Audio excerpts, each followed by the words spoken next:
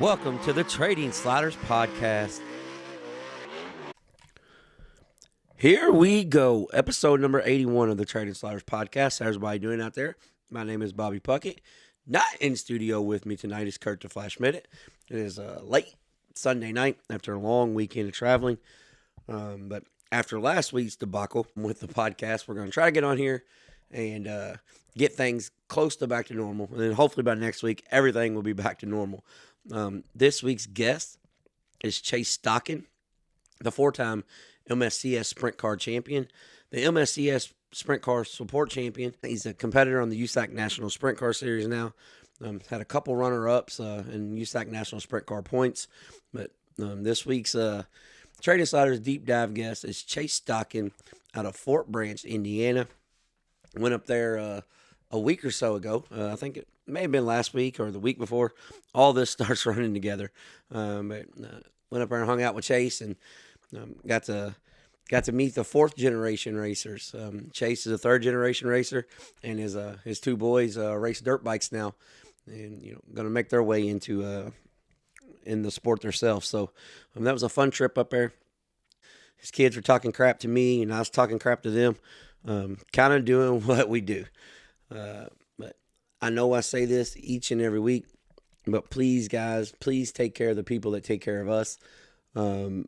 We've had a bunch of requests and comments and from fans, and our advertising's working because people feel like they should help the people that help us.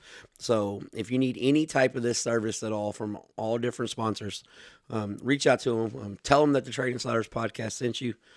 Tell them that Bobby said, hey, we need to use you guys.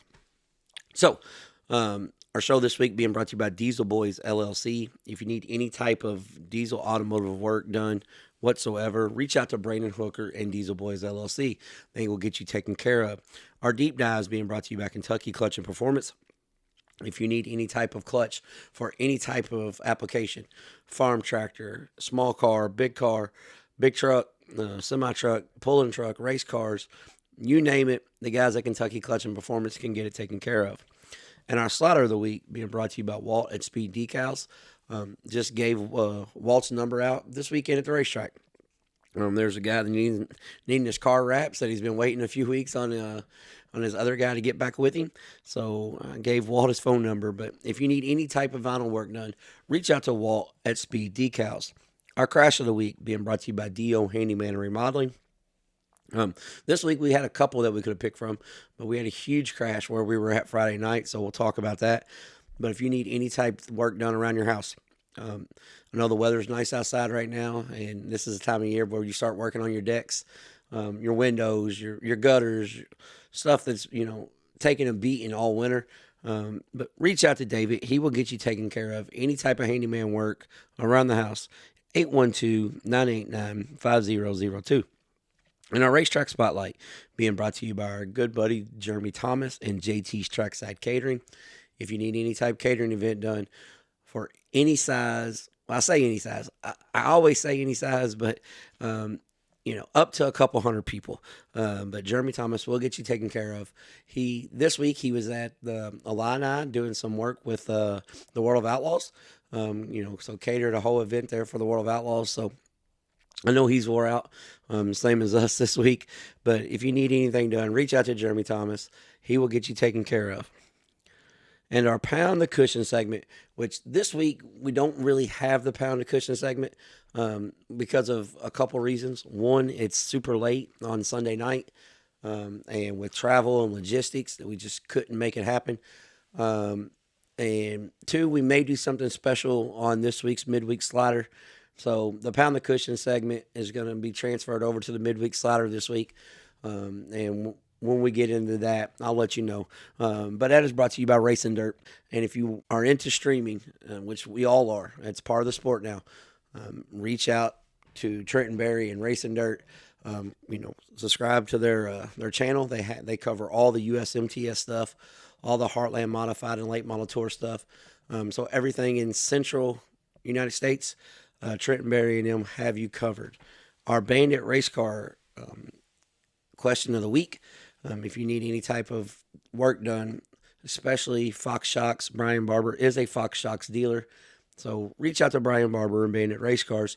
He will get you taken care of. In our past guest segment, we got a new sponsor for this, being brought to you by the HCC Lawn Care. And if you need any lawn care work done in the Louisville area, reach out to Ben Harmon in HCC Lawn Care. All right, got through all that. Kind of stumbled through of it, but that's just the way it is.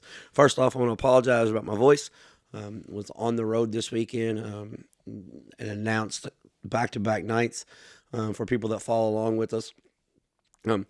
Last week's show that happened but didn't happen with technical difficulties. Just so you guys know, I kind of had technical difficulties all week. We recorded a racetrack spotlight Friday at Ponderosa Speedway, but apparently I didn't have enough phone service for it to load, so the racetrack spotlight did not load for Ponderosa Speedway. But we did get one recorded Saturday, and had a really nice message from one of the fans that talked about our racetrack spotlight, and how much they enjoy it, and we're going to try to do one of those every week. But the last few weeks, it's just been hectic at the racetrack, getting there and getting stuff taken care of with being everybody's season openers. And, the first night's usually always the rough night. Then the last 3 weeks, I've been at the racetrack and it's the people's first night. So it was just all over the place. But I want to apologize to everybody about last week's show that did not go up. But we were able to retrieve the interview with the Kentucky Colonel Steve Francis. Very, very fascinating interview there with Steve Francis. So go back and check that out. I didn't get it up to, I believe, like Wednesday, maybe Tuesday, Wednesday. But I was able to get it up. And speaking of Wednesday, our midweek slider, we have a video content that's out. People are asking, can you guys do video stuff? Well, the answer is maybe, kind of, because we've tried it. We've had our first two Wednesday midweek sliders have done really well. A couple thousand views on each one, so we're thankful for that, especially because it's something that we really didn't promote. We just kind of put it out there and see how it's going to work. So now that everybody knows and hears about it on the show, hopefully it will continue to grow. But yes, every Wednesday night, shooting for 7 o'clock. Last week it was closer to 8. Week before it was 6 o'clock. So we, law of averages, it worked out. But we're shooting for 7 o'clock every Wednesday night. We'll do a midweek slider, upcoming guests, tidbits. It's basically our version. It's the ghetto version of Dirt Tracker Daily. We're just letting you know what we're into, what's going on in the sport. If there's any breaking news, so please, follow along with that. That will be available on our YouTube channel and our Facebook channel. I did have somebody reach out to me and ask me, can I do the video upload on Spotify? Because, Spotify allows that now.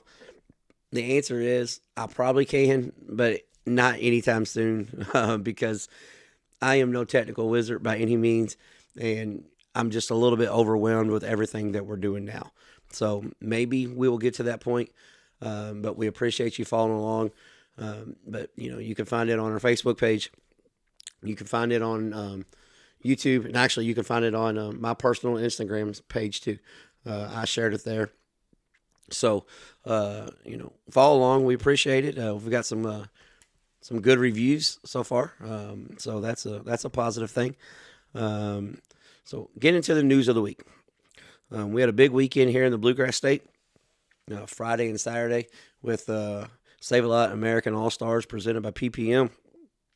We went to Ponderosa Speedway on Friday and Lake Cumberland Speedway on Saturday. So we'll cover that. Saturday night at Lake Cumberland Speedway also was the Cumberland Plateau Open Wheel Modified Series. A phenomenal race. Had a little issue, had a little judgment call issue. We'll discuss that. It's one of those things that it happened and it did. And was the call right? Well, probably looking back on the video, probably wasn't the right call. But at the time, you had a split second to make that call. And if you don't see it all the way through, the call goes the way it does. So we'll talk about that. But we're gonna get started. with our past guest segment. This is brought to you by HCC Lawn Care, and our past guest segment this week is all over the place.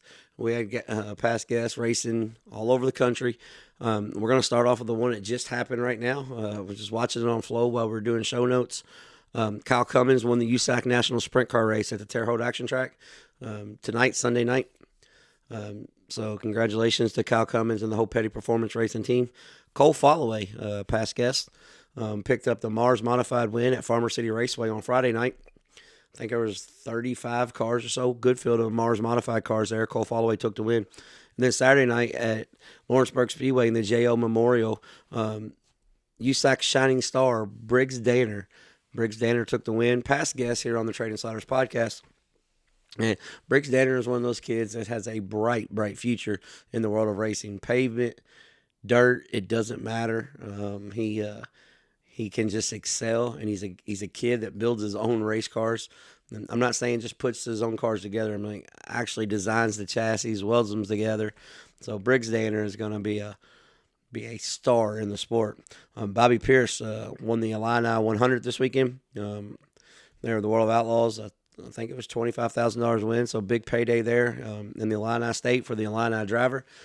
If there was any doubt, Bobby Pierce was having a down year because of a couple bad nights. I'd say not. I think he's back on top. And Ben Harmon took the Cumberland Plateau Open Wheel Modified victory at Lake Cumberland Speedway. And when we get into that, absolute banger of a race. It was unfortunately that there was a little thing that happened that kind of put a damper on it, but the race overall itself was absolutely phenomenal. Both Cumberland Plateau Open Wheel Modified races to start the season have been really, really good. So we'll get into that. And then Tyler Nicely won the Southern Dirt Street Stock $5,000 to win at Magnolia, Mississippi, Magnolia Motor Speedway. Tyler Nicely's been doing some crate racing, street stocks, or crate racing USA street stock stuff while he's waiting on parts for other stuff. I don't want to break his news or nothing, but there's another car in the works, so he's doing some street stock racing. And last but certainly not least, my little brother Ricky Puckett took a 50-lap feature win at the Sports Drum Speedway, and Keep Cool 50 Twin 50. He's two 50-lap features, and he picked up one of them. So that was all past guests this week. Each week this gets a little bit harder to keep up with because we got guys all over the country with everything we cover, but we try to do our best. And we got guys that race on the West Coast, guys on the East Coast. So we try to do our best to keep up with our past guests, though. We appreciate them taking time out of their schedule, coming on our show. And then, so we want to do our best to, promote them. So that was our past guest segment. Now we're going to move on to this weekend's weekend trips. So the weekend trips this weekend, it was my first time announcing. Well, was it my first time announcing? I think it was. It was my first time announcing for Joseph Rush and the Sav-a-Lot American All-Star Series presented by PPM. One of the most competitive pro late model divisions in the country, and this weekend's races showed that. I've worked with Joe before on a couple events, and then we did a couple co-sanction deals, and but this is my first time actually working for Joe's series, and I just want to say, series is ran completely professional. Everybody has a job, does their job. It was a really, really good time this weekend. But besides of that, the racing on track, the on tracks, the action was second to none. And it was all covered by Dirt Ridge TV, so you can go back and check that out. Dirt Ridge TV, Richard Green at Dirt Ridge TV is a streaming provider that provides for the Sav-a-Lot American All-Star Series. He provides stuff for the Cumberland Plateau Open Wheel Modified Series. It's just one of the good guys in the sport. It's been a pleasure to work with over the past 2 years, really. Started out at Wartburg a few years ago, and we've worked together on a bunch of stuff. But so this weekend, Friday night, Ponderosa Speedway, 35 pro late models made the trip to Kentucky's Baddest Bull Ring. And first off, Ponderosa Speedway did a phenomenal job at moving stuff along, especially after their opener. that was kind of the perfect storm for things to go wrong. Which it was a successful event, but it ran late. And Ponderosa Speedway this week, the final checker flag flew right at midnight, so wasn't it was much better. But yes, 35 pro late models there. Hayden Cardwell took the win over Skylar Marlar and Parker Perry. Skylar Marlar started sixth and was running down Cardwell at the end, but Parker Perry started third and actually slid Cardwell on lap one for the lead. And Perry, young man out of North Vernon, Indiana, is a micro sprint, midget sprint car racer, dabbling in the pro late models a little bit. But he ran a excellent first half of the race. Took the lead over Hayden Cardwell. Hayden Cardwell, one of the most decorated pro late model racers in the Southeast. Anywhere he goes, he is a guy to beat. And Perry slid him and led for the first 9 to 10 laps. And then Cardwell got around him in lap traffic. Parker Perry, we'll just say his inexperience in a big car got him in a little bit of trouble as he lost the nose. He's not used to the aerodynamic stuff, running micro sprints at the Tulsa Expo versus a big pro late model on a 3/8 mile track. The car's handled just a bit different, but Perry lost the lead in traffic. Cardwell took the lead, and then we had a caution on the restart. Perry. He chose the outside because he'd been running the outside. And so Marlar got by him on the restart. And then we go about 3 or 4 more laps. We have another caution. Well, Marlar chose the inside on the Delaware double file restart. And this here is where our DO handyman remodeling crash of the week comes in. On lap number 22, 23, we have a restart. And Parker Perry's on the outside. And, the kid did phenomenal this weekend. He had 2 top fives, a podium, and a top 5 on Saturday night. Very, very impressive. But he did make a little bit of a mistake on a restart. He clipped the wall on, as they gassed it up, because the restart zone is in between 3 and 4, so you can go anytime you want. Well, when Cardwell fired on entry, Perry clipped the wall, got sideways, and a chain reaction happened behind him, but he was never involved in the wreck. Because him and Marlar were racing down in turns 1 and 2, but there was a major pileup, 10, 11 cars, 2 cars on their side. Keaton Smith out of South Carolina got his car absolutely hammered. Front clip knocked off, rear clip knocked down. I mean, just vicious wreck. So this week's D.O. Handyman Remodeling goes to, we're going to give it to Keaton Smith, but there was Shane Crane was involved. Car was there was I think 2 cars were able to continue and 9 were out for the race. So that put a kind of a damper on things. But as the race goes on, Hayden Cardwell was leading. Skylar Marlar was about 6, 7 car lengths behind, was running him down with about 9 to go when the caution came out. And then on the restart, I think Marlar had the better car in lap traffic, but there was no lap traffic on the restart with 9 to go, and Hayden Cardwell went on to take the victory. Very good race. Racetrack was just about perfect. It was heavy early. It slicked off, had a cushion. You could run on the wall all night long. So hats off to the crew there at Ponderosa Speedway. And then Saturday night, we made our 60-mile trek south from the Ponderosa Speedway down to the Lake Cumberland Speedway for the grand opening bash. We did our racetrack spotlight. I want to say shout out to Gil Lay, a listener of the show, a fan of ours, and one of the guys that shares everything that we post out, and just an overall good dude. He saved my wife a seat. He said, I got you a seat saved, because he asked where she watched the races from, and she said, well, it just depends. Usually I just stand down in the infield. He's like, well, I got you a seat. So thank you, Gil. Thank you for being a fan and supporter of the show. One thing I want to say about this weekend, before I get into Saturday night's results and stuff, ran into a bunch of people this weekend that came up to me and, was telling us that they were big fans of the show. One of them, Craig Stykes, modified driver there out of the Somerset area. He said he really enjoys our show because we just kind of tell it how it is. We don't beat around the bush.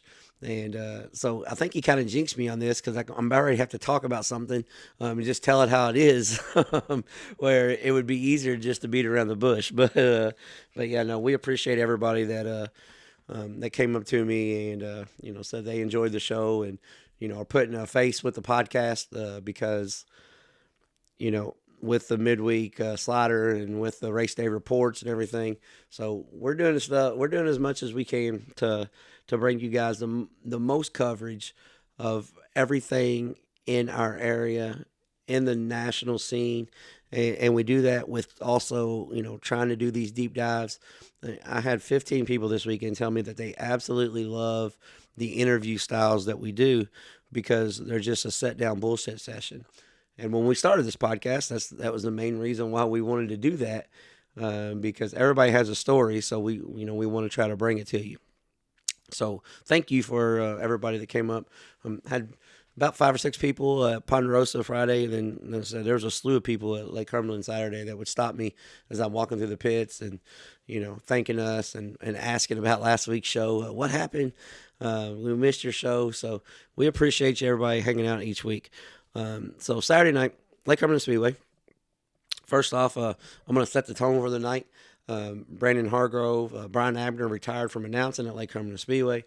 I got a phone call late in the week when I'd be interested in, doing the support divisions as well. So I said yes. Anything to help out the racetrack. I was already going to be there. Was already going to have my equipment. So we'll do what we need to do. So first off, Friday night, I worked with Joe and them first time with the Sav-a-Lot American All-Star Series. Got their system down, went smooth. Saturday night, we get there. I work with Nick. Nick works at both Ponderosa and Lake Cumberland. I've worked with Nick before. He's the race director. The official score, pretty much does everything in the tower. So we get up there, and it's basically just Nick and I in the whole tower. Nick was doing the scoring and race directing for the support divisions. Joe did the race directing for the Sav-a-Lot American All-Star Series. But so there was 2 of us doing 4 people's jobs, basically. That's how Saturday night went. And we'll start off with the late models first. Skylar Marlar took the win. Excellent race. You guys can go back and look at Dirt Ridge TV's Facebook page. They posted the highlights of the feature. I mean, a really good A main. Logan Walls jumped out to the lead early over Jarrett Delk.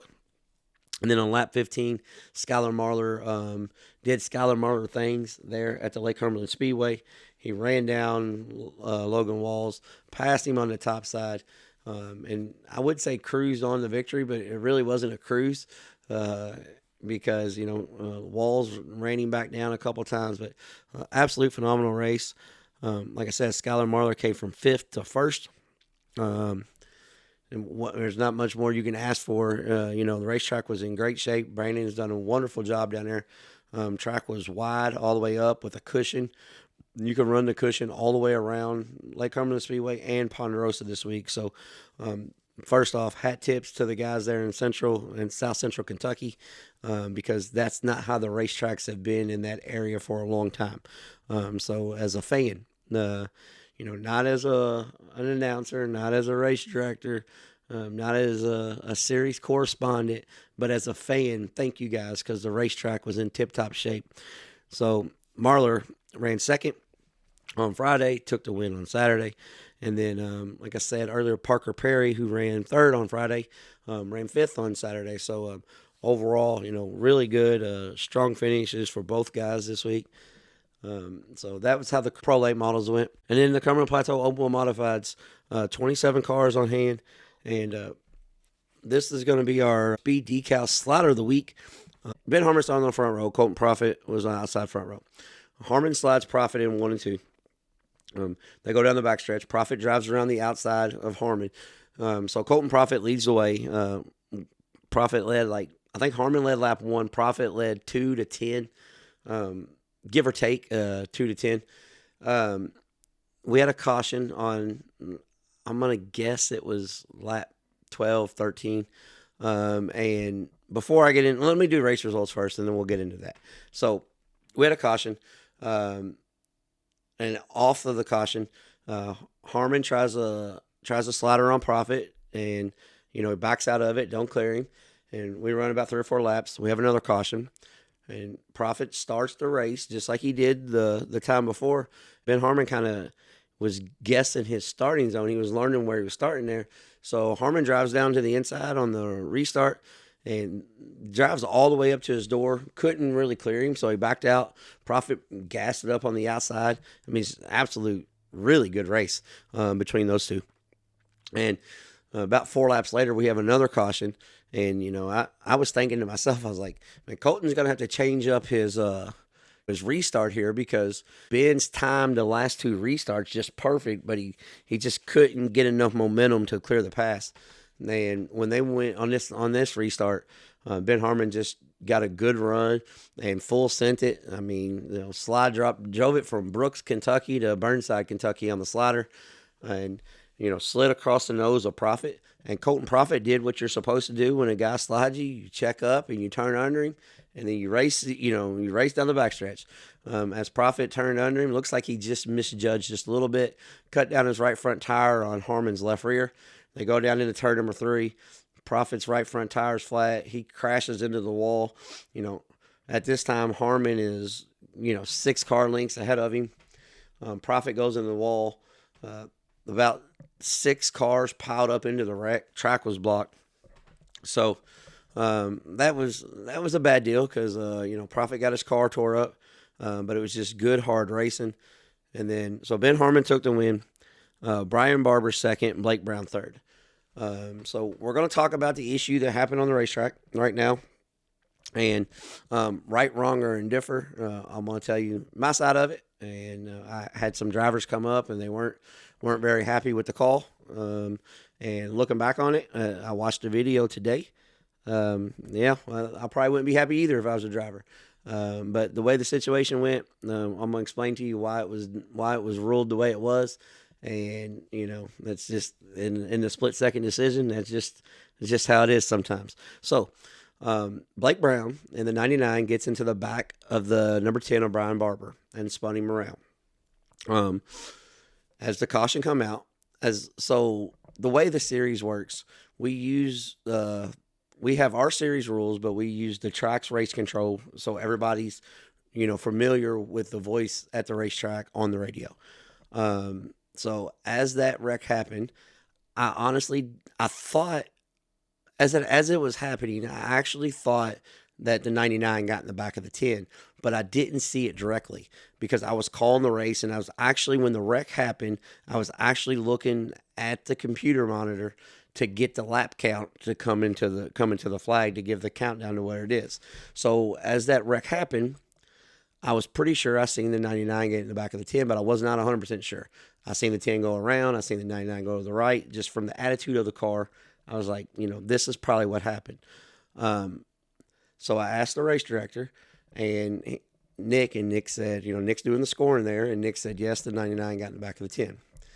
Now, this here is where, I subconsciously made a decision, and I get where people are upset. We had a couple people upset, but, our series does judgment calls. I'm not a fan of judgment calls, but that's just the way it is sometimes. But so here's the deal. I personally did not see it, and I'm the one that was making the call on that. So I did not see what exactly transpired. I had a good assumption of what exactly transpired, but if I just assume it happened, then I will be penalizing somebody because I didn't really see it. So what I did was I did the same thing that we did. We had an incident last year at Volunteer Speedway where one driver got in the back of another driver. Same thing, didn't see it. The racetrack said, no, this is what happened. So we gave the 10 car his position back because he was spun out, and we docked the 99 car 2 positions. Looking back on it, they both probably should have went to the tail. If I was Trent Young, I would probably be upset. Out of all the drivers that were, there's a couple drivers that were upset over the call. The one that should have been the most upset kind of understood it. So, that's just the way it is. Going forwards, we are probably going to make, Matt and I have talked, and we're probably going to have a different look to the series, this week going forward. Because I will tell you two things. One, we are, no, I say we, I don't want to speak for both of us. I'm going to speak for me. I absolutely love the series. It's good for Central Kentucky.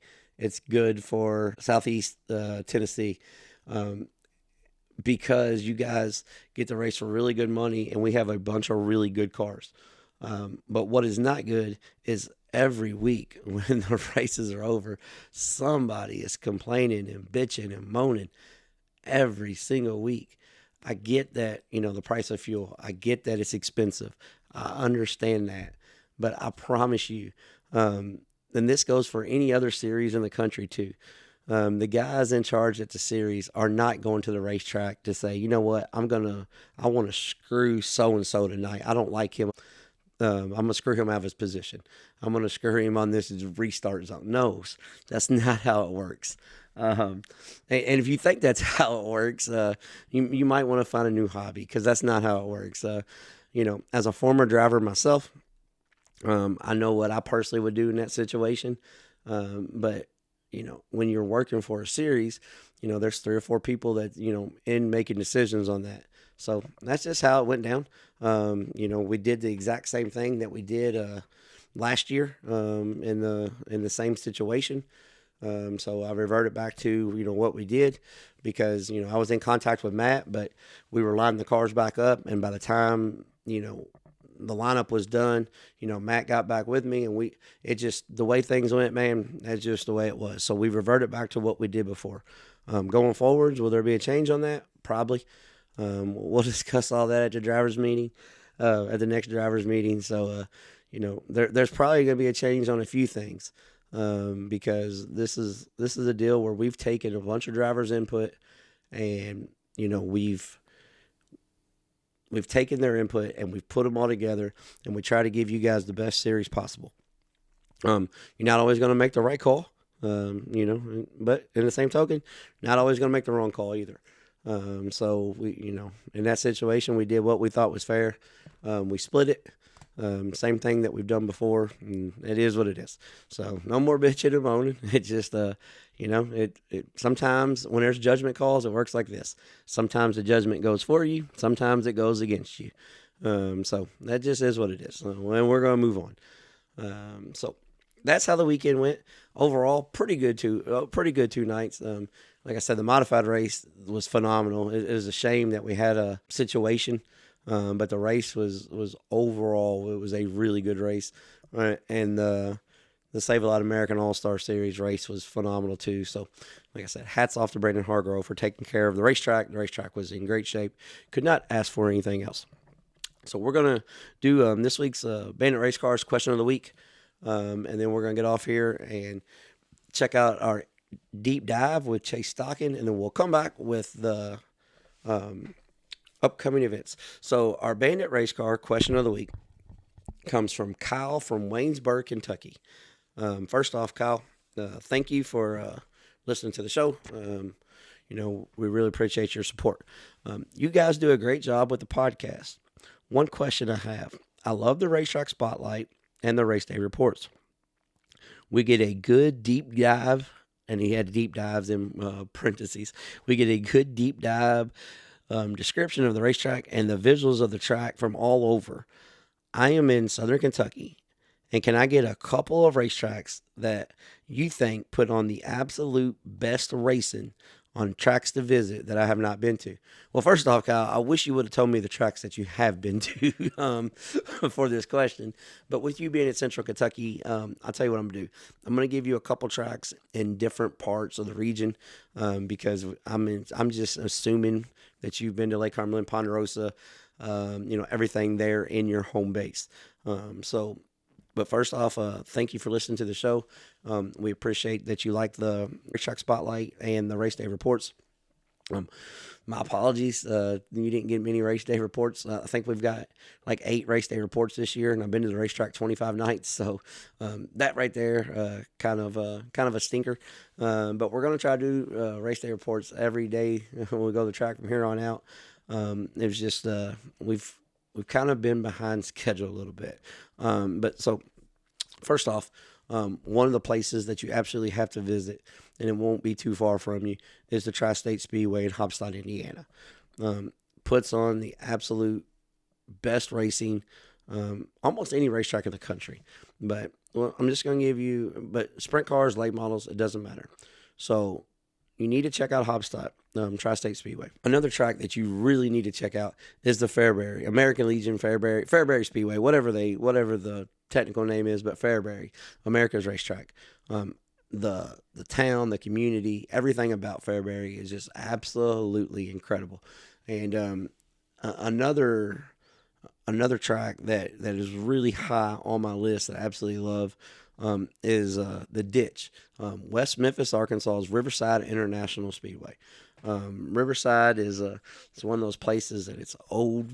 It's like when you go in, the facility isn't super great, but man, the racetrack produces. I mean, it produces some of the best racing. And I'm going to give you a fourth track that it's kind of off the, it's off the racetrack, realm where people say, hey, you've always got to go, go check this place out. But there's one place that I've always enjoyed every time I've gone there.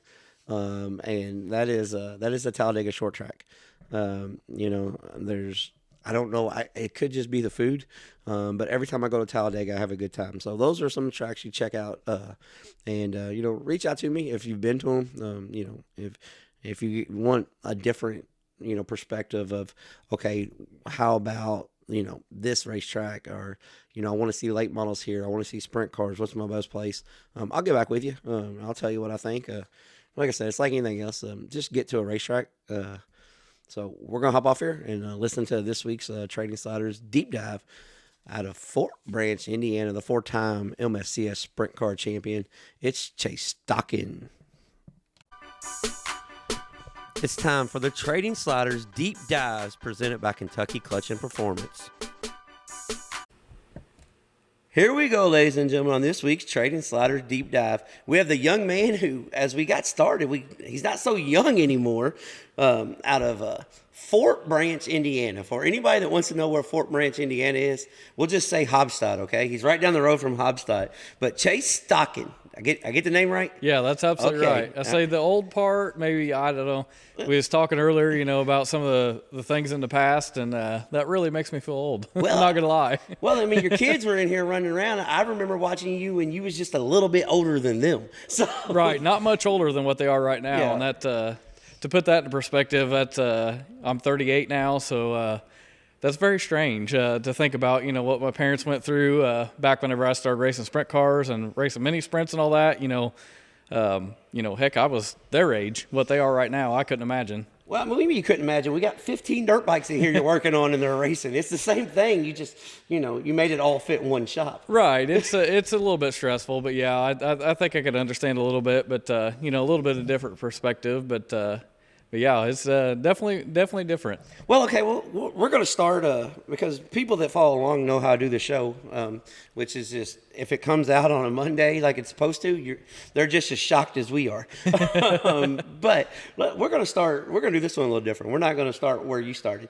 We're going to start where you're at now. How in the world do you have 2 kids who race bikes in Parker and Spencer. Yep. And Spencer was just telling me, he's the red plate champion. So he's putting it on the bike. How in the world do you manage your racing career along with making sure you have time for the kids so they get to race as well? Because running a USAC schedule, it's not like you're running, for a track title. USAC is hectic. Right. It's all in, I guess you could say. And that's, I got enough time throughout the week to get things ready, make sure the tires are aired up, top ends are fresh on dirt bikes, stuff like that. And, I'm fortunate. My wife, she takes them racing a lot while we're racing. So, they depend a lot on her, and that takes a lot of weight off of me. But on the same note, whenever I get to go watch them race, I'm stressed out, and it bugs the crap out of me to watch them go around there jumping and going that fast, on two wheels. So. So you're not a very good fan. Not per se, no, no. So you know where your mom and dad was coming from now. I think so. Yes, yes. It's very stressful to be a parent and watch your kid out there racing, and especially on a dirt bike. Yes, yeah. That's got a little bit of taste of that, over the last 5-10 years now, I guess. So see, my oldest is 13 now, so he's raced since he's 5-6 years old. So that's about what time?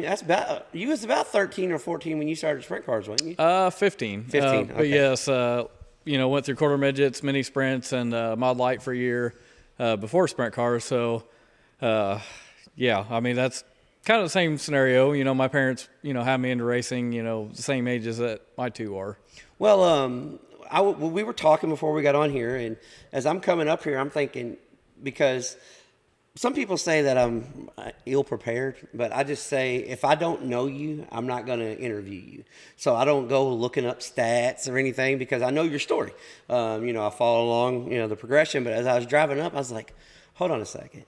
I'm pretty sure he won his first sprint car race at Thunder Valley Raceway. And for the people that's listening in the Louisville area, yes, they ran 410 sprint cars at Thunder Valley Raceway.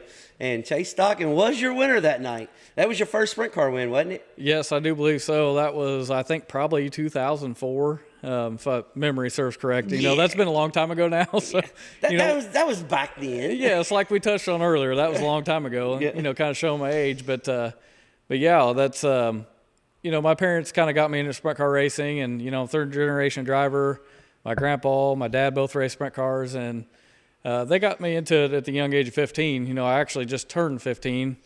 And my very first race in a sprint car was at Terre Haute Action Track. So sink or swim, my man. Exactly, pretty much. And I'll never forget that night. I came back in. I told both my mom and dad, I'm like, I don't know if I'm going to be able to do this or not. It was, I guess, proper term would be sketchy. Just yeah, we could go with sketchy. Yes, and by the end of the night, got the hang of things. But yeah, that was a long time ago now, and.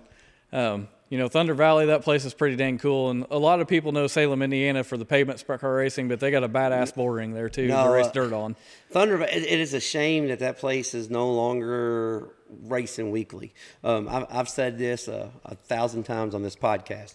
We need a Millbridge, Park Plaza, Port City in Indiana. And Thunder Valley is perfect size for the micros. We're missing a golden opportunity in the sprint car world. Absolutely. Well, that's I grew up racing 270, 250 micro sprints, and that's when 600 mini sprints, micro sprints got kind of popular. They were dying off, and Bakersfield Raceway Park is where we primarily ran in Linton, Indiana.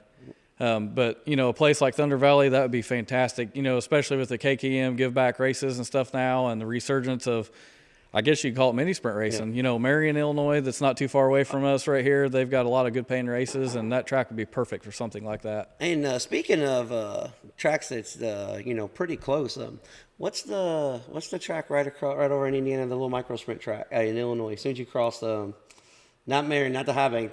I'm talking the little one. Wayne City? Yes, Wayne City. Yep. That place. Well, you guys, you need to get the kids there because that teaches you how to race. Absolutely. Yeah, I mean that place there. You got to get up on the fence and go. Yes. There's no if you want to dangle the donut around the bottom, that's not the place for you. No, that place has a lot of action. If you want to try to go forward, you got opportunities there to throw sliders and move around the racetrack and make shit happen. You don't want to throw the slider too damn hard in 3 and 4 though. You'll hit the old 57 cup car outside the turn. Right.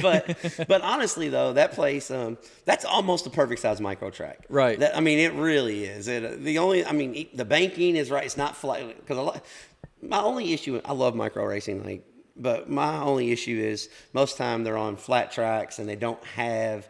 You don't learn the characters like when you get out to Port City or Plaza Park, they actually have characters, just real racetracks shrunken down. Right. And that's one thing that Wayne City, man, that place is, I love it. Oh yeah. I've only been there twice, but both times I've been there, it was I went for a midget race once. for an extreme midget race, and then we went there for it was a like $3,000 to win micro sprint race, and it was badass. It was right up my alley. I wish it was a little bit closer, right? And I wish they ran during the week. I think I want all the cool stuff to run during the week because I'm busy on the weekends. Yeah, it's tough to have it all sometimes, isn't it? Yeah, it is. That's like what the hell. So, being a kid that grew up in Indiana. I jump around a lot, so. Oh, no worries. But being a kid that grew up in Indiana, how cool was it to race Indianapolis Motor Speedway? Pretty badass. I mean, it was top of the list. You know, I my whole life I've always wanted to drive sprint cars, and that was my main goal. You know, never had ambitions to go any further than that. So, you know, never thought I'd ever have an opportunity to do anything like that. To, you know, race in the infield, let alone on the same property as, you know, all the legends that have raced the Indianapolis 500, the Brickyard 400, stuff like that, you know. Because, you know, as a kid, my parents would take me up there just, you know, we'd watch practice or qualifying, you know, what have you, respective events and stuff. And, you know, it's very cool to see the history of that place and know the history of that place. And a lot of the guys that I look up to that have won races there, you know, and, you know, I've had an opportunity to race there, and I can put my name alongside those. Well, here's one thing. When I didn't go to the first couple of BC 39s. I was like, I just don't know how I feel about it. Makeshift racetrack. And I still haven't been to a BC 39. But I went to the sprint car race last year. And I'm going to the BC 39 this year. Like I missed out for 3 years. I'm just being stubborn, old school. Like, you know, they're not going to get a fair shake at it. But when I walked in, I was like, this is cool as hell. Yeah. Like this is super cool. Right. It's pretty badass. Yeah. That's last year was my first opportunity I've ever had to run there in a midget. And, you know, Tim and Tammy Engler's midget, and had a fantastic time, and the racing was damn good there. And, you know, tight quarters, and it was exciting. You know, there's, you know, like we touched on Salem, there's a lot of opportunities for passing there, and the track's like pretty much the perfect size for midget, and the dirt that's there, and has a lot of character. So, well, that's when I walked in, you know, because I've been to racetracks all over the country. So when I walk in a racetrack, I just kind of like picture like, okay, this is the same track shape as this, but it's got these characteristics. And people are like, it's so small when you get. Well, when I walk in, I'm like, it's about the same size as Bloomington as far as size wise. It's not really that small, but it's kind of got the Hobstadt layout.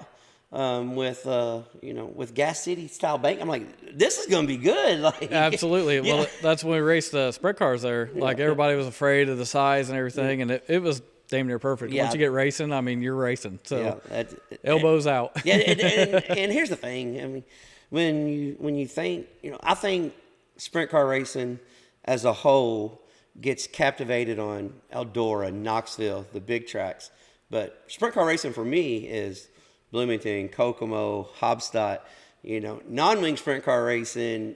They don't need to be on big track. I mean, go to Terre Haute, you know, once, twice a year. Go to Eldora a couple of times a year. But, you know, small 38s, the quarter-mile bull rings, you know, that's what showcases non-wing sprint car racing the best. Absolutely. Yeah, you look at places like Hobstadt, Putnamville, Kokomo, you know, just to name a few of them that we race here in Indiana, you know. Rest in peace, Gas City. I love going to that place, but the freaking racing at those places, my gosh. I mean, you have some of that like at Terre Haute, Eldora, but you know, you have it's the just raw. Not the same. No, you have the raw speed, but you know the elbows up racing, sliders. You know, you got a guy rolling the bottom, a guy pounding down the curb. I mean, as far as being in Indiana, that's as good as it gets right there. Well, and I've said this, and I went to a sprint car race. Seems like 100 years ago now. Jack Slash was recording it. It was before it was war. It may even been war, but I don't know. I think we're missing the boat with Fairbury not having a USAC race because it's got everything that you want in a non-wing sprint car track. First off, it's always juiced up, so it builds a cushion. And it slows down on the bottom. Why in the hell aren't we going to Fairbury? Right. I mean, why are we not going there? Right. That's, I think one of the, I don't know, a handful of years ago, we all got rained out somewhere here in Indiana. And that was the show I went to. Yes, a bunch of guys went up there, and it was a damn good show. But, I mean, you look at all the races that they have there in late models. Yeah. Top, bottom, I mean, curb pound. It's everything that, you know, a race fan would want. Yeah, it says non-wing sprint cars. That's what it's, I mean, it just, Yes. I know it's America's track for late. I get all that. I'll say if the right person's listening, I'd love to go there. Yes, so, like, if somebody's listening to us who, a couple guys who might know the sport a little bit, like, why in the hell aren't we there? Right. And now we got a whole nother dynamic. Flo and Rigsby and everybody's kind of, in this together. USAC, let's make it happen. I mean, Macon works. Why can't we do a double shot? Catch it on the way home. I think that would be a no-lose for sure at Fairbury. Yeah, I've always said that because, I went to one sprint car race there. I tried to go to a wing race there a couple of times, but it got rained out. But I was just like, man, that's just one of those places that you're guaranteed to get a good show. Yeah, and another place that USAC, like this is not me crapping on. I mean, I got a USAC shirt on. Let's just preface this, okay? Because I love USAC. I think it's the greatest form of racing. But how come we can't get Brownstown, Indiana on Indiana Sprint Week? It always races phenomenal. Can we not make it happen just one time?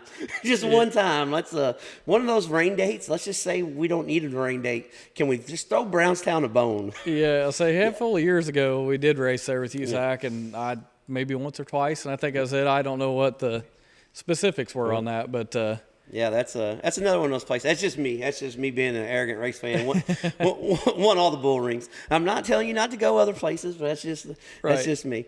So you won 3 or 4 MSCS championships, an MSCS support division championship. So you were basically the regional superstar. And, you and Cummins, I'll say this, it's how ironic you guys are 15 minutes apart, but you and Cummins were the regional superstars, and, you had Darlin and Stambro and everybody that ran the national stuff.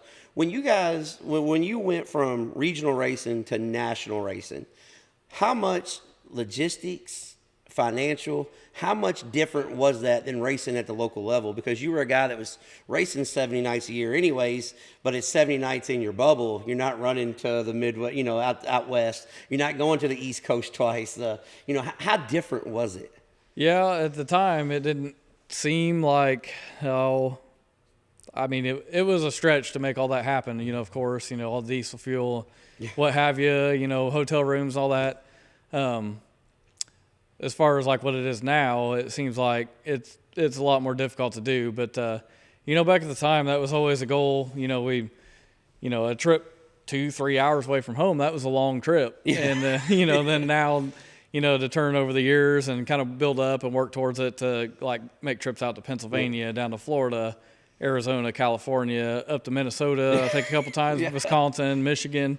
That was a big leap. So. Had a lot of great supporters throughout the years. My parents, first and foremost, they pushed me to be a great sprint car driver. And, it wasn't just sprint car driving, but everything I've done in life, they pushed me to be the best at it that I could be. And, had a lot of support from Tom Berkey, Superior Tank and Trailer from Ohio, and got hooked up with him, via my aunt and uncle. And that really propelled the family operation to the next level to run USAC and kind of nationally and around the country. And, kind of whenever we first started traveling around a lot more and dabbling with USAC, that was still, that was the Stambro, Darlin era.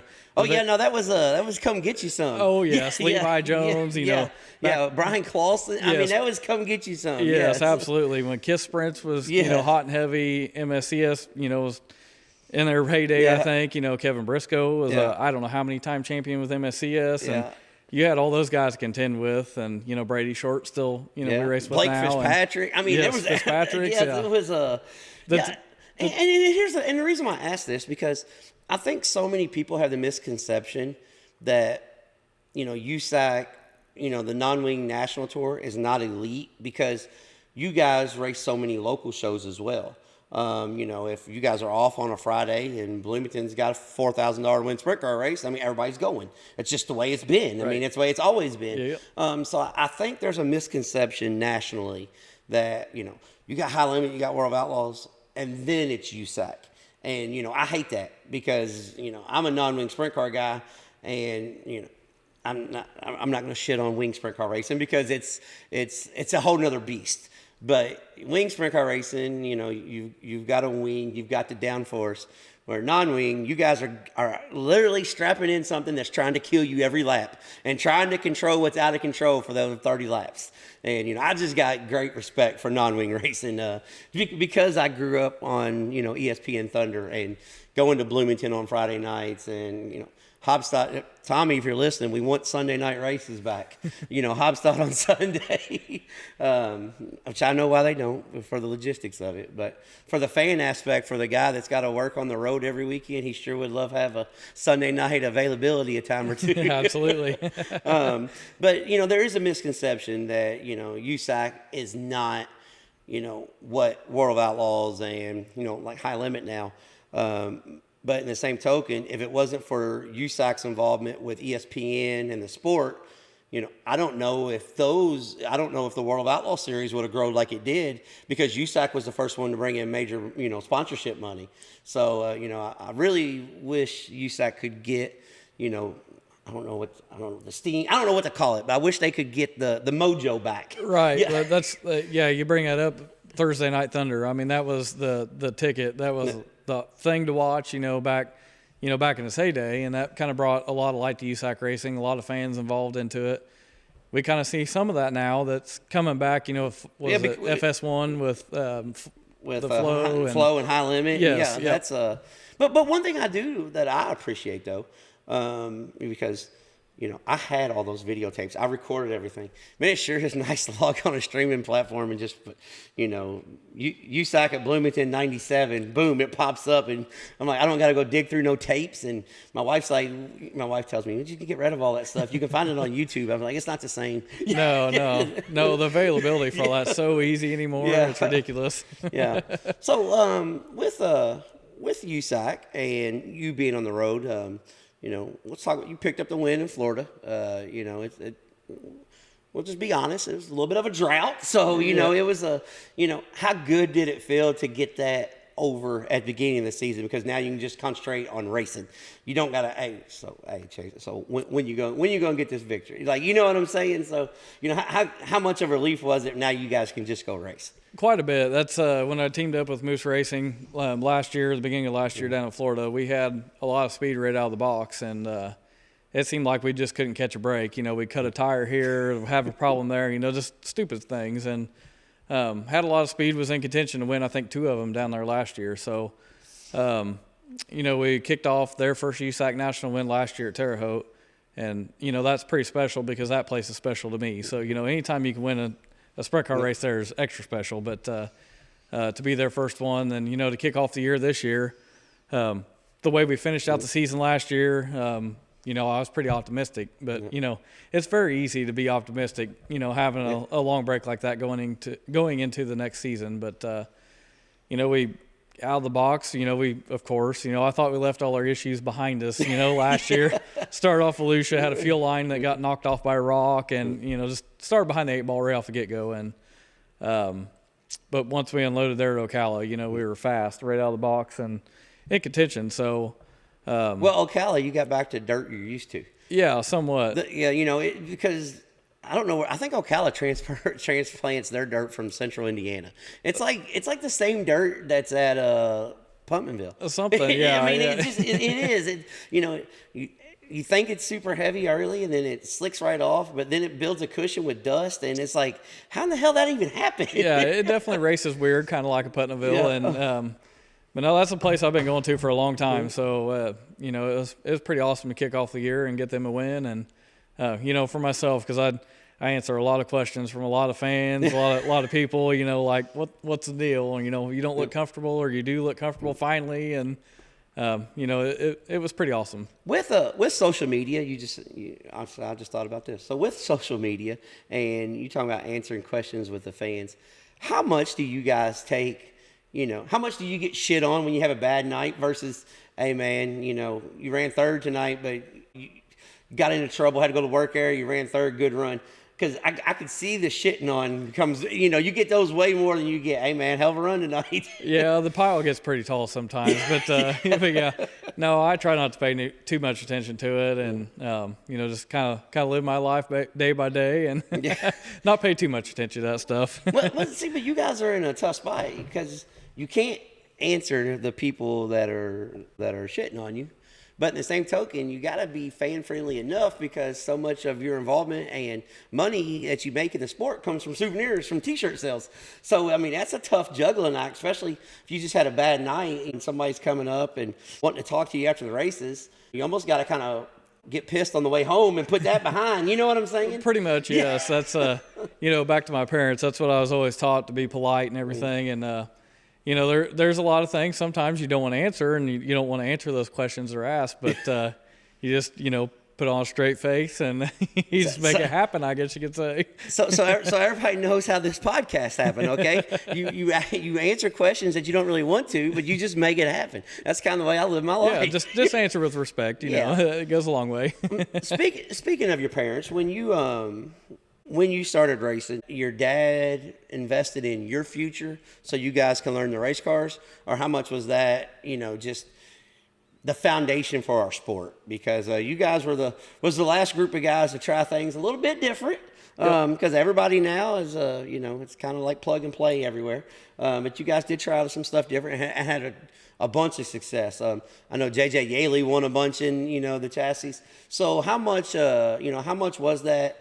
Your parents saying, all right, we're gonna make sure Chase, if we stay in the chassis game, we already got a step up? Or how much was that we're just gonna, we need something for local regional racers? Yeah, they never had any ownership stake in anything, but no, we ran coilover cars, sway bar cars for a really long time, and kind of the early days of me running those, JJ gave us a little bit of advice and some things that, we kind of need to be doing differently that he already knew, He done been there, done that. Oh, yeah, because at that time, he was winning 20-plus wins a year, running twister chassis. And I guess you could say when everything went back to 4-bar cars, we were probably, I would say, one of the last bunch that ran a coilover front with a sway bar, and then kind of the same when it transitioned from like a 5-bar car with a, 4-bar with a sway bar. I was probably one of the last ones that transitioned off of the sway bar. It's going to be a minute before I get off this. Yeah, so, but that, my dad always set up my cars when I was growing up. And, I don't know if that was just something that he was more comfortable with and just kind of familiar with. Because, all the mini sprint stuff, it was all coilover. So we ran coilover sprint cars. And so was your dad, so did your dad look at Bo and Dazen's car last year? Say, I told you. A little bit. Yeah, I told you we could still be doing it. No, the coilover days, I don't want to go back to those. So it had a time and a place, I guess you could say. But you don't like the twitchiness on the big tracks? I mean, come on. No. So you just said you ran your sketchy. It started out sketchy. Why not live up to the moniker? Right. No, it'd be nice to revisit that. When I drove for KO Motorsports, Flea Ruzick built a 5-bar, or not a 5-bar, I'm sorry, coil front sway bar car. Yeah. We ran a handful of nights, and it was a bit of a challenge, but it had speed, had drive, and but man, I don't miss that one bit. Okay, so how's the feel different on the right rear? Because that's what I've always wondered. Cause I come from the stock car world. That's what I raced, and we totally different stuff. But, right. Only bars we had was candy bars. We didn't have no bars like you guys. All right. But so when you're, I'm fascinated about this because like on a coilover, to me, it looks like you would have a lot more drive off the right rear. But is it when the car unloads where the unsettlement is, or how is it? It's almost opposite of that. It almost seems like, the car has more left rear drive. It lays over on the right rear, but it's always driving off the left rear harder.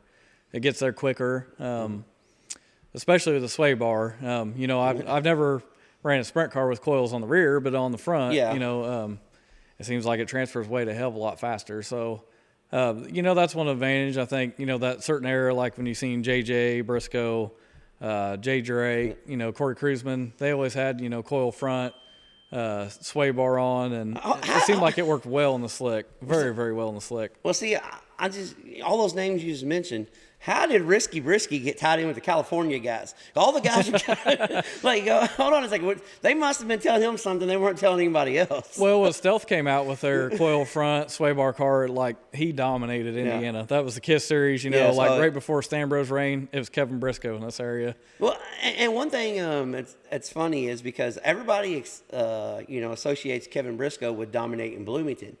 I remember Kevin Briscoe dominating right down the street here at Hopsaw. Yeah, I say Hopsaw, Kokomo, Putnamville, North Vernon. It did not matter. Yeah, it did not matter. Risky Brisky was a bad dude. He was one of those guys that, and when you watch his, I don't want to say demeanor, but, because he's really polite, really kind of timid, but it's like when he puts that helmet on, different beast. Oh, yeah, absolutely. It is on. I mean, different beast. So, I don't really want to ask this way, but you got young kids now. How much longer are we going to be doing this running up and down the road sprint car thing? I mean, probably not too much longer. But don't. This is not his announcement party. Hold on. No. We're just looking at getting the kids involved in racing. So no, I'm still having a lot of fun and still winning races. So. Well, yeah, you can't stop if you're. I mean, if you're winning, there's no reason to stop. No, that's my wife and I discussed that in the past, and I kind of had a number, I guess, in mind as far as age. Yeah, I'm getting pretty close to that, and we're not gonna tell everybody that number because he's still looking for sponsors and all that stuff. No, he's doing this for 20 more years, guys. Yeah, but I look at some of the other guys, that have been very successful, and they were. Probably, I guess, their prime years were in their 40s and early 50s, but I don't think I could wait that long. So, got a lot of life to live yet. Yeah. So, we'll see. Was there ever a thought of doing wing racing? I know you dabbled in it a little bit, but was there ever a thought like, hey, we need to do this financially, or is it one of those things? Man, I'm a non-wing guy, and that's what I'm going to do. Yeah, non-wing at heart, I would say, but we dabbled into it, like you said, and. Just that next level. You talk about engines and money spent. It was not feasible. But there for a while, whenever we had our own team, we ran some MOA shows, some Road of Outlaw shows, some All-Star shows here and there. Just kind of just keep things fresh and have fun. And we enjoyed it a lot. Had a little bit of success there. And it was one of the things that it'd be nice to try, and especially now with the way that. Kind of the pay has went, and it'd be nice to be a wing racer, but I don't think I'm quite cut out for it. Nah, that's I'm gonna delete that out. It's not. It would not be. It would be nice to get the wing money. That's what he meant to say. Yes. So for all the non-wing guys, he misspoke there. Okay, he's on this really big podcast here, and sometimes you get nervous and misspeak. So that's not what he meant on that. So. I know financially wise, it couldn't be done now. But you grew up in Indiana, and you watched Thursday Night Thunder. You lived that in that transition of USAC doing pavement and dirt. I know it can't be done financially wise because right now it's the cost is astronomical, and we're not going to spend another $60,000 on a paved car. I get all that, but how much fun, how much would you like to do that? Because your style to me seems like it would transition over to the pavement pretty good because you're not a real, let's get this thing real sideways anyways. So is it something that because I don't remember you doing a whole lot of, I think you've done one or two, haven't you? No, never raced pavement. Okay, no. Okay. For some reason I thought you did a midget at Raceway Park once. No. Okay. No, so, no, my only pavement experience drove one of Wally Pankratz's cars out at Irwindale, and back, once again, same age, but that was over 10 years ago when I was racing a little bit of midget stuff for Jerome Rodella. We went out there. Okay, on well the maybe that's where I seen it then. Yeah, yep. Yeah. Okay. It was pretty cool. That's why I think now. I got a good Silver Crown owner, Bill Floyd, and he's talked about running some of the pavement stuff this year, and. He asked if I'd be, on board with it, if I would entertain it, and I said absolutely, Yeah. But he wasn't wanting to fill the car, for some of the bigger places that they go, like St. Louis, and I can understand that, the speeds and everything that are there, but I would love the opportunity to do that. And they say the engines are, the fat bottom girls got smaller engines. Let's put it that way. But it's not a smaller cost. No, it's actually got more expensive parts because you gotta get the compression to get the horsepower. Right, so right. It's all relative. Yeah, it's a good sales point, but it's not really what. Right. Yeah, I know exactly what you're saying. So would you be interested in maybe doing some of that pavement midget at All-Star Tour or something? That would be pretty cool. Yeah, that's. I've watched a few of the races they had last year at Raceway Park, and yes, I think that's a pretty cool deal. That's yeah, just because of the nostalgia of it, you know. Yeah, like, so all you the get to see midgets and, at Raceway Park. Yes, you're right. Yeah, that's that's one of those things to me. So, second or third in the USAC points, you ran second, didn't you, a couple years ago? Yeah, a handful of years ago. Yeah. Yep. So, how much would it mean to you to get that USAC national championship?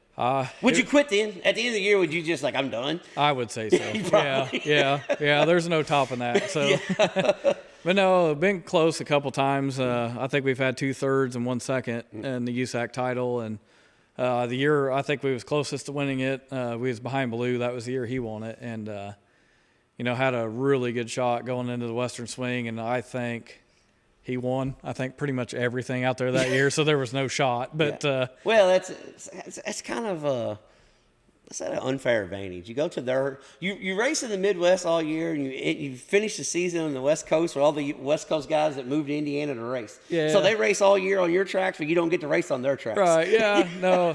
But that year it was pretty special to us because we knew what kind of work and effort it took to get to that point, and we did not have the best Western swing. It wasn't too bad, but man, I tell you what, being that close and being that hungry to try to win something like that, it just I don't think you can really put into words how much effort it takes to try to accomplish something like that, and that reward to pay off. And like last year, Cummins winning it, being somebody that I've raced with for so long and been fairly close with, and kind of local too, and it was very cool to see them pull that off. And well, what Kyle told me was, though, when he came on the show, Kyle told me that if he wins back to back, he's done.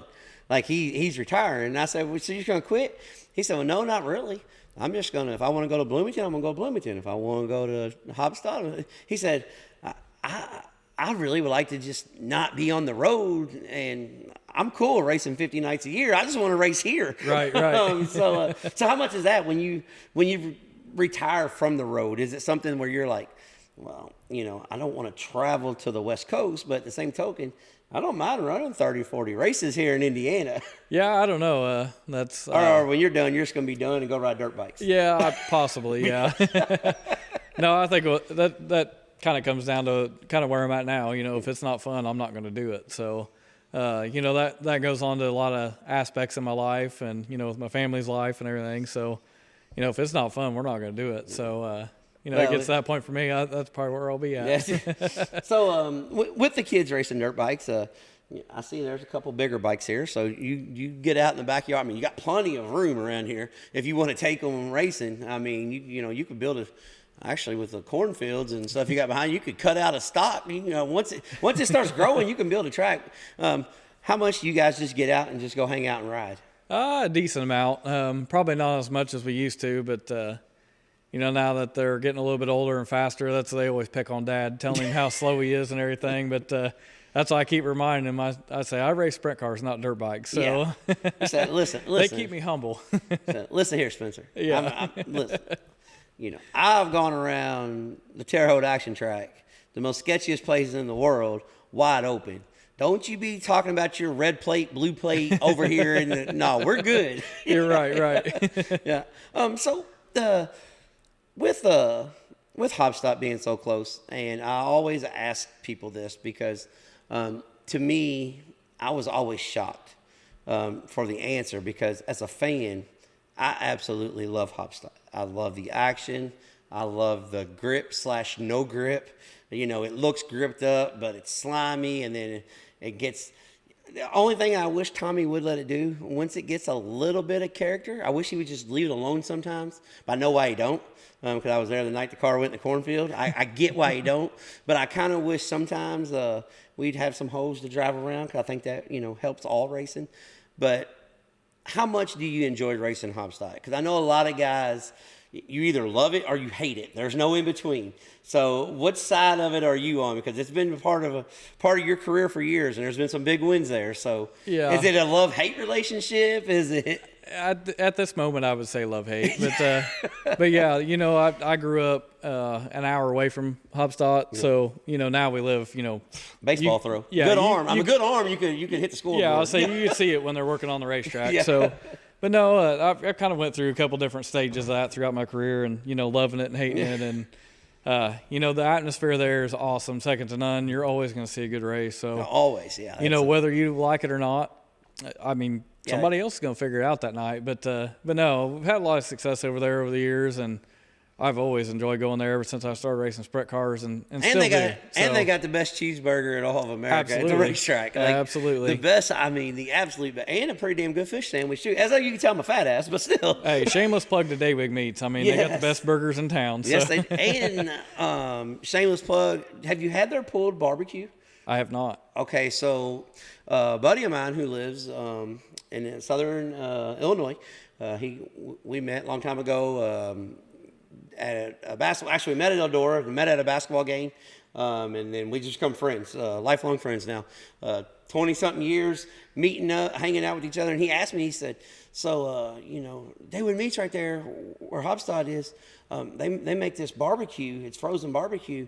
Have you ever had it? I said, no. Well, he came down, I guess it was about 2 months ago. So he come down and he brings me a cooler of this. Tommy, listen, if you're listening, you are missing out on a lot of $6 barbecue sandwiches where you can make a killing. The barbecue may be better than the cheeseburger. That's how good it is. I'll say brisket from Daywig is pretty damn good too, so I can only imagine. Yeah, I mean, I was like, holy hell. I was like, I don't know why it's not there. It was easy to make. My wife made it in a crock pot during the day. But man, it was good. I was so how often do you go up there and get food? Because, it is a meat market. I mean, it's not like it's, you guys, your big party you had this weekend, you get some burgers to throw on the grill? Yeah, we had some brats from there. I don't think we had any burgers from there, but we get meat processed from there and everything like that. So, a lot of friends of ours, they visit that place a lot too. And I don't think there's anything bad there. We've not found it yet, but my one complaint, I'm a chicken guy. That's I always tease them, Yeah. I want some chickens, but anytime they do, they sell out very quickly. So, see, here you go. I thought we were cool on the age, but I think you're actually young. You can race for a long time. You're a chicken guy. I mean, everybody from 25 down, that's all they eat is chicken. So, I mean, hell, you're good. Well, I guess I'm 25 at heart. You're 25 then. Yeah, that's what you got. All kinds of years left. Right. As your kids were saying a while ago. I mean, you're good, Dad. You can race for another 20 years. they don't have a grasp of age and how those wrecks hurt, do they? No, they don't see the number I do. Yeah. Let me ask you this: with the scrutiny right now and safety, seats, sprint car racing, injuries in the sport, if Chase Stockon could fix sprint car racing, the injury aspect of it, what do you think needs to be done seat-wise? Because I've got a theory on this, and I could be totally wrong, but sprint car racing, with the way the tunnel is and stuff in the car, you can't lay your seat back to absorb the energy. It's straight up and down. How in the world can we fix this? Because we got too many guys getting hurt on every wreck is tough, don't get me wrong, but there are some non-vicious wrecks and some vicious injuries coming out of them. And is it that we need an old Butler seat that flexes when you crash? Because, I've seen Cummins leave Terre Haute without a headrest and walked away. So, where are we at? Where do we need to go? Or do you have no idea? You just get in and hope for the best? Somewhat, I think, part of it just is what it is. But, been through a lot of crashes and a lot of different styles of seats, I guess you could say. Been hurt with lightweight seats, been hurt with heavy duty, built, rigid stuff. So I'm not real sure. That's you don't know what the answer is. No, and that's the Moose Racing crew. They put in the Chasm system on my car this year. They were believers in that and asked, if I'd be interested in it. And I was like, I don't see why it would hurt. I'm kind of old school. I don't like all the cage braces, I guess you could say, and don't think we need so much of the supports. But at the same token, I think we do. But I know exactly what you're getting at, because that's why I asked, because it's kind of a catch-22. Yeah. Well, and here's the thing, because I remember when the Hans device come out. And I always preferred the Hutchinson's device over the Hans device when I was racing. And not because of head movement, because when you crash in a Hutchinson device, your body would still move to an extent. Right. Where the Hans device, when you crash, you were sore as hell. Oh, yeah. I mean, I think it did more damage. Now, I know they've been, worked on throughout the years, but like when they first came out, talking about Big Salem, the pavement track, I hit the wall there with a Hans device in a street stock car, in a sportsman car, and I was on Dream Street. And I've hit the wall there before with nothing and a fiberglass seat, and I was fine. Right. So, sore neck, collarbones and stuff. So and that's the reason why I asked that, because I think we're almost too safe where we're unsafe. Right. Yeah, I think there is a line there, and that's I've seen a lot of things with the Hans device over the years that I don't like. Yeah. So I don't run one. I run a Impact Excel. Okay, that's basically a Hutchinson with the wraparound. Yeah, kind of, a little bit different. And it seems like it's a little bit more forgiving, where you can move around a little bit, but yet, at the same token, it'll stop you. Stop you from moving too far. Yes, when you need to, yes. And I was asking that because, I'm always fascinated, especially a guy like Trey Osborne. Right. I mean, he has zero, adjustability, where, a guy like, your size and CV, you guys have a little bit of adjustability because of your height. Right. But, I mean, hell, when you're 7 foot, you don't really. But Blaney, I mean, for all those years, same thing. I mean, so I'm always wondering. I'm worried that, there's a lot of, development in there. The progression isn't always for the betterment of the sport. Think? I had a friend of mine once tell me one time, what's wrong with racing is it's too safe now. And I was like, that makes no sense. But he said, no, the kids nowadays don't think you can get hurt because their whole life they've had a Honda on when they were racing go-karts. So they just go in there and wreck, and it's no big deal. And then as you progress older, then you get to, you guys run a sprint car at, Knoxville, and then you take that same hit. It's a major impact. So is racing too safe where it's unsafe? I don't know about that. Yeah, I would agree. That's, I've had the best of safety equipment, I think, pretty much my whole life as well. And I've taken some pretty hard hits, and the last few I think I've had at Eldora Speedway, they've hurt a lot. Yeah, they've counted, I guess you could say. And that was on your bump card. Yeah, you only get so many of those until you say, that's enough for me. Exactly. Yes. Yeah. And that's I think sometimes I was that same person at one point in time in my life where. Yeah, he would feed you. I wasn't going to say he'd feed you a right rear. I wasn't going to say that. Well, I would crash my ass off at a younger age. It wouldn't be no big deal. Just go again tomorrow, fix the car up, but now, you think about it, it hurts a little bit more. Yeah, not only financially it hurts, but physically it hurts. Absolutely. Like, oh, my God. And the worst part of it is, and when I quit racing, it was nothing. I would crash on a Friday, and we'd work all night and race on Saturday. And then it got to the point where you crash on Friday, and 2 weeks later, you're like, man, I don't know if I need to fix that or not. And, you used to, fix it overnight. So I get exactly how that is. So one question I want to ask, because I think it's a good thing, but we always keep talking about cost of racing, and, this could help subside that. How do you feel about your four-way adjusters in your race cars? Because as a driver, I know you love it, But as we talk about cost of racing, it takes a $700 shock and make it a $1,500 shock per wheel. So how? Yeah, I don't know. We've been on both sides of it. USAC went a handful of years ago and tried to run without adjusters and, try to improve the racing, because I think they got tired of hearing, the guy on the podium or whatever say, I took a few clicks out of this or I adjusted on this. They got tired of hearing that. But it kind of seemed like it made the racing not as good. So we went back to it, and I think now we have 5 adjusters instead of, I think at one time it was 0 and it was 4. And then, before that, I think it was unlimited. But yeah, because you guys can adjust the panhard bar now, or the Jacob's ladder, whatever it's called. Five adjusters, whatever it may be, a bar or a Jacob's ladder.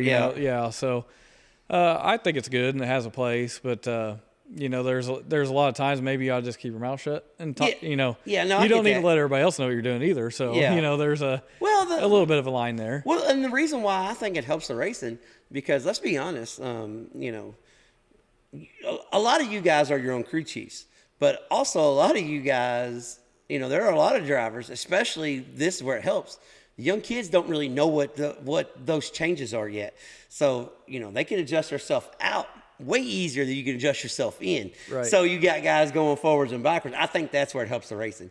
If you had a bunch of, I'll say, seasoned gentlemen, it's going to hurt the racing. Right, if everybody knows what they need to do. you know what I'm saying? Yes, absolutely. Yeah. So, but that's one thing that I, because I love it. But in the same token, that also makes a race car $3,000 more. Right.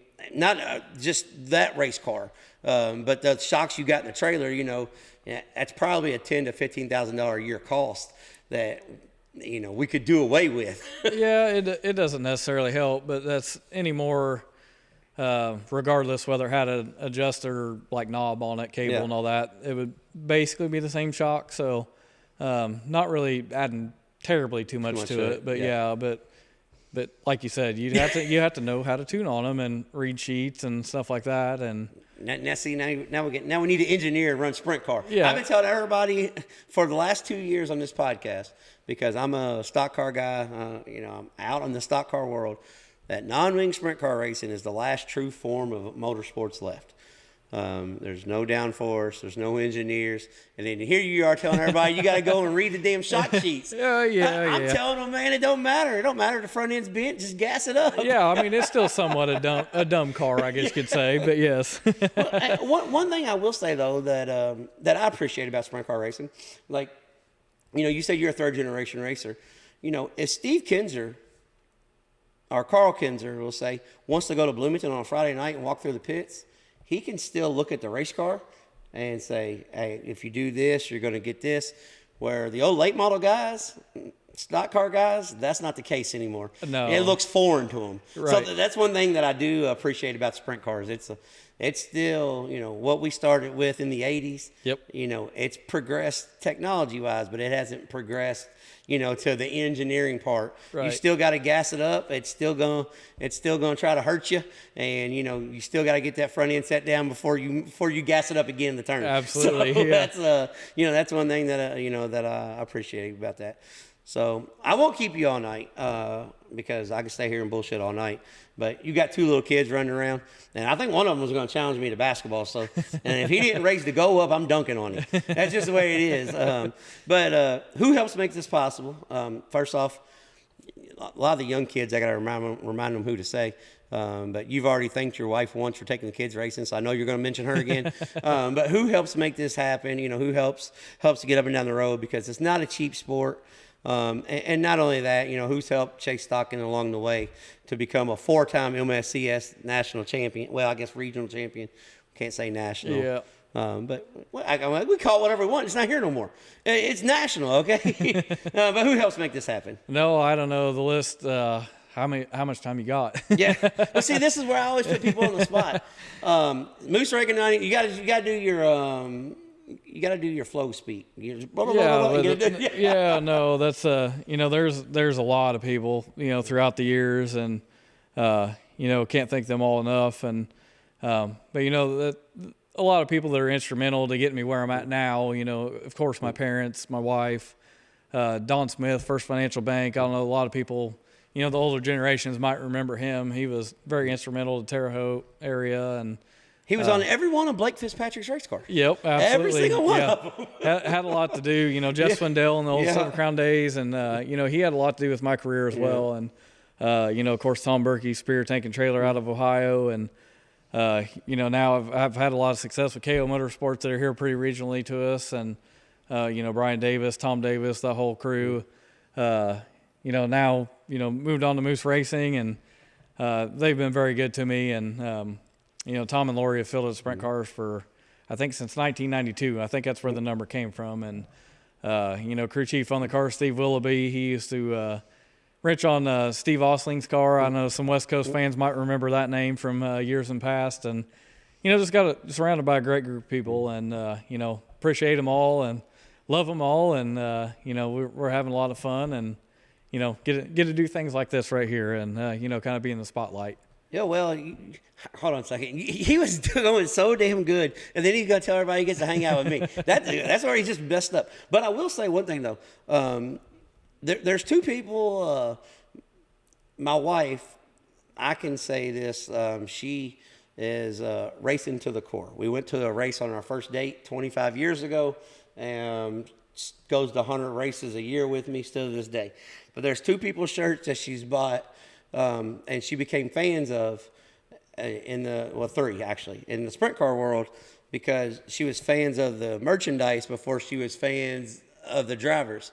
But Brady Bacon, Logan Seavey, and Chase Stockon, because for years, even when your cars weren't teal and pink and purple, your shirts were. So I'm just letting you know, you guys are doing good things, because on the way up here, she goes, I love his shirts. He's always got a moose on it somewhere. Yeah, oh yeah. So, but we appreciate you coming on, hanging out with us, and looking forward to catching up with you, this year down the road, and we'll come to the racetrack, and I'll pick on your kids, but I'm not getting on that damn thing they're riding around on. So for paint the picture here, his kids were throwing sliders on each other on that damn thing that the mall cop rides around on. A little Segway. Yeah, Segway. Yeah. They were throwing sliders against the ESPN basketball goal here in the shop. So just to let you know what kind of craziness we're dealing with up here in Fort Branch, Indiana. But thank you for coming on, sir. Chase Stockon. Thank you. All right, everyone. That was Chase Stockon out of Fort Branch, Indiana, the 4-time Midwest Sprint Car champion, the Midwest Sprint Car Support Division champion. That was back many, many moons ago as we were talking, kind of just messing with him. And I said, I remember when I was joking with him, and I said, on the way up here, man, I had a recollection. I'm pretty sure I remember your first ever sprint car race. And he said, your first ever sprint car win. And he goes, all right, go ahead. Let me hear it, and I'll let you know if you're right. And I said, yeah, it was at the Thunder Valley Raceway there in Salem, Indiana. He said, you're 100% correct. That was his very first win. I think he was like 14, 15 years old at the time. But the young man is just a phenomenal wheelman there. And one thing that I really like about Chase is, man, he's down to earth. He's a fabricator. He's a welder. Him and his dad, their family, have been racers. He's a third-generation racer. His kids, both of his boys are they're going to be the fourth-generation racers. They race dirt bikes now. But he gets out there and races with the kids, and I said, they give you a hard time? He said, oh yeah, all the time. So that was one thing that was really funny. He said, yeah, they always want to tell me that, they want to race and talk about how fast they are, and I tell them, guys, I'm a sprint car driver. I'm not a dirt bike racer. But had a good time up there hanging out with Chase Stockon. Appreciate him coming on. I'm one of those guys that just goes after it, man. Drives it for everything it's worth. Picked up a win down in Florida this year at Ocala, starting the season off in a good note. But just one of those dudes. If you're at the racetrack, go stop in and say hi. He'll talk to everybody. Just like, all the sprint car drivers, everybody that we interview. But seriously though, the sprint car drivers, man, they all take time for their fans and hang out with them. Such a cool deal. So, all right, we're gonna get started with this week's upcoming events. And we're going to start off with our racetrack spotlight being brought to you by JT's Trackside Catering. And that is Saturday night. That's right, Saturday night. The World of Outlaw Sprint Cars head to the Tri-State Speedway in Hobstadt, Indiana. One of my favorite racetracks, probably my number one favorite racetrack in the country. Tri-State Speedway. Just crazy how competitive this racetrack is. The track surface always has a little bit of slime. Then it grips up. Then it builds a heavy cushion. Everything races well here. But with the World of Outlaws at Tri-State, it's when the local guy still has a shot because it's not all about downforce. It's more in the driver's hand. Quarter-mile bull ring, black dirt, just phenomenal facility, super clean. You want to camp there? They got a little pond and stuff back there. Everybody camps in the back half. Unbelievable racetrack food, some of the best racetrack food in the country. Their fries they have are kind of like the Rally's French fries. But check me out on this. My buddy Greg Lynn and his brother Philip and Eric, they didn't believe me when I said this, but I'm telling you, the best cheeseburger you'll eat comes from Daywood Meats right down the street from Chase Stockon and Tri-State Speedway. But get the cheeseburger. Actually, if you're like me, get the double cheeseburger. Go over there to the condiments bar. Put honey mustard and onions. They're dehydrated onions. They're real sweet.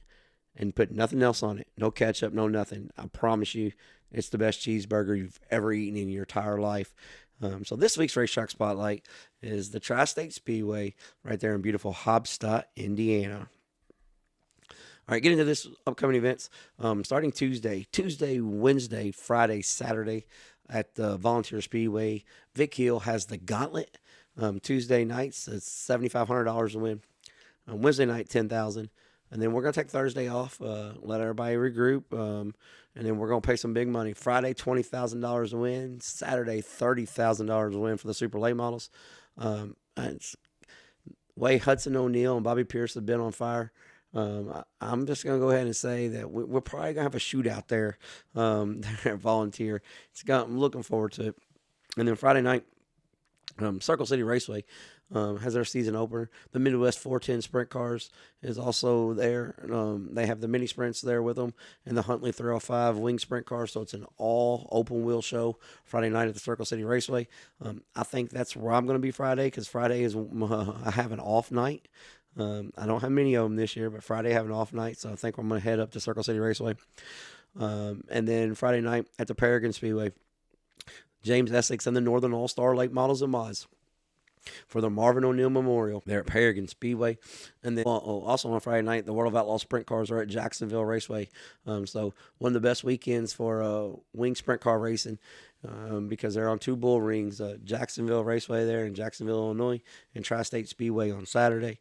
And then moving to Saturday, the Mars Late Model Series is at the 34 Raceway in West Burlington, Iowa. Sneaky good racetrack. Been there. Went there last summer. Really good racetrack. And then the All-Star Circuit of Champions are at the Atomic Raceway there in Southern Ohio. Really good racetrack. Slicks off, run up on the curve. And then Saturday night, this here's a good one here. Lawrenceburg Speedway has the Boss Non-Wing Sprint Car Series. And the Crate Late Models, the 604 Crate Late Models are the undercard on that. So you get late models and non-wing sprint cars there at the always awesome Lawrenceburg Speedway. And then Saturday night, the Northern All-Star Late Models, $10,000 to win. John Gill Classic at the Brownstown Speedway there in Brownstown, Indiana. And then Saturday night, at the 191 Speedway, it's the Sav-a-Lot American All-Stars presented by PPM. I will not be on the call for this one this week with it being a rain out and the way my schedule works out.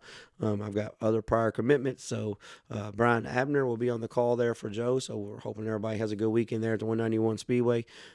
Sneaky good little racetrack right there in central Kentucky. And then Saturday night, I will be at the Rockcastle Speedway for the Cumberland Plateau Open Wheel Modifieds. $2,000 to win. $200 to start main event. The first two Cumberland Plateau modified races have been well of a show. So I'm hoping this one, hopefully this one goes off where there's. Well, hold on a second. Let me rephrase that. I know this one's going off where there's no judgment calls because we're probably going to make some changes. But that's what we're looking forward to this weekend. Get out, support a local racetrack. We don't care where you go. Just go somewhere. I think we've heard that before, but we don't care where you go. Just go somewhere. And thank you guys, and pay attention Wednesday. The Trading Sliders midweek slider, our video content that we're putting out. We may actually drop a separate pound the cushion segment and stuff. Got a lot of stuff going on this week, so we'll see exactly how everything goes. But we appreciate you hanging out with us, and hopefully this comes out. And we're sorry for last week's technical debacles, but until next time. We'll be training sliders.